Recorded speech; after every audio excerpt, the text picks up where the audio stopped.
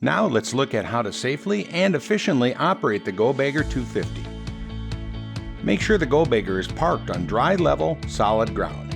Use the front stabilizer jacks to raise the Go-Bagger off the hitch, then disconnect the trailer lights and unhook the safety chains from the vehicle.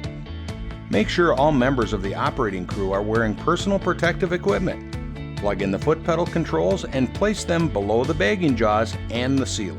Make sure the machine is level from side to side and front to back using the stabilizer jacks. Check the engine oil level, coolant level, hydraulic fluid level, and the fuel level before operating your Go-Bagger 250. If low, add fluid or fuel to avoid damage. To adjust the roller bed height, pull back the locking pin and loosen the bolts that secure the roller bed during transport. Then adjust the height using the winch. Once the roller bed is in proper position, tighten the bolts to secure the roller bed in place. The roller bed height can be adjusted to match the bag size when a bag is held in the bagging jaws. Bags must be clear of the bag rails and roller bed. If the bag rests on the roller bed or bag rails while filling, the weight cells will not record an accurate weight.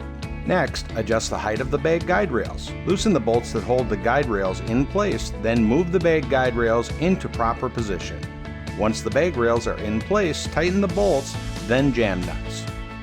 To adjust the roller bed into operating position, remove the retainer pin, then slide the roller bed sideways. Shift the roller bed into position to accommodate the operator at the bagging jaws and the sealer. To prepare the bag tray, rotate the bag tray within easy reach of the operator standing at the bagging jaws. Tighten the locking bolt to secure the bag tray in position. Place the bags on the tray and secure under the guide.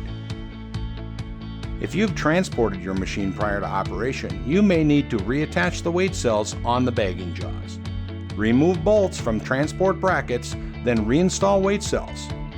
Make sure the weight cells are snug but not excessively tightened, which may damage the weight cells. Depending on the bulk materials, you may need to adjust the bagging headgate prior to operation.